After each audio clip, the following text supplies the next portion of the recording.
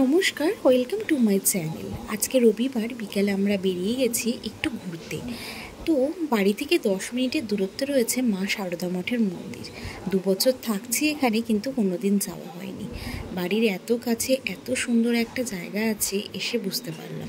এত শান্ত পরিবেশ, যেন মনেই হচ্ছে না এটা কোথাও আশেপাশে কোনো গাড়ি ঘোড়া চলছে, এতটাই শান্ত।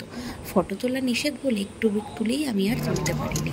10 থেকে 15 মিনিট এখানে থাকার পরে আমরা বেরিয়ে গেছি।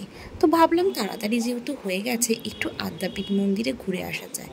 কিন্তু এখান থেকে রাস্তাটা একটু খারাপ, সারদা মঠটা একটু ভেতরের দিকে, রাস্তাটা একটু খারাপ। আমাদের ফ্ল্যাটের থেকে ওই 10 মিনিট মতো লাগলো টোটো করে, কিন্তু জায়গাটা খুবই সুন্দর। টোটো থেকে নেমে আমরা ভাবলাম একটু আদ্যাপীঠ মন্দিরটা ঘুরে যাই। আদ্যাপীঠ মন্দিরটা তো আমার ফ্ল্যাটের থেকে একদমই কাছে, তোমরা জানো। আর এখানে সেই বেটুকে অন্নপ্রাশন দিয়েছিলাম, মুখে প্রসাদটা এখানেই দিয়েছিলাম। বাড়ির এত কাছে আদ্যা মায়ের মন্দির থাকতে অন্নপ্রাশন বা মুখে প্রসাদটা কি অন্য কোথায় দেওয়া যায়? তো আজকে ভাবলাম গান শুনে মেন মন্দির খুলবে যখন, সেটা দেখে তবেই বাড়ি যাব। সাথে করে বেটুর জন্য জল, ওর খাবার, দুধটাও নিয়ে এসেছিলাম এর জন্য, জানি একটু দেরি হবে। কিন্তু এই যে একটু বসে বসে দুষ্টু করছে। এখন বেশ ফাঁকা আছে, কারণ এখনও মন্দিরের গেট খুলতে অনেকটা দেরি। এর মাঝে ওর খিদে পেয়ে গেল, ওকে একটু খাইয়ে দিলাম যে দুধটা এনেছিলাম। এই দেখো, অনেকটা গান শোনার পর মেন মন্দিরটা খুলে যাওয়ার পরে কত ভিড়। মেন মন্দির খোলার সময় ফটো তোলা যায় না, তাই তুলতে পারলাম না। কিন্তু মেন মন্দিরের দরজাটা যখন খোলে না, গায়ে পুরো কাটা দেয়। বেরিয়ে দেখো, সাইড দিয়েও কিন্তু আদ্যা মায়ের মুখটা খুব সুন্দরভাবে দেখা যায়।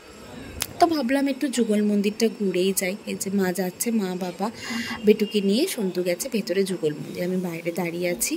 যুগল মন্দির ঘুরে খুব সুন্দর। আদ্যাপীঠ মন্দিরে দেখে এই দেখো, তোমরা রথটাও দেখতে পাচ্ছ।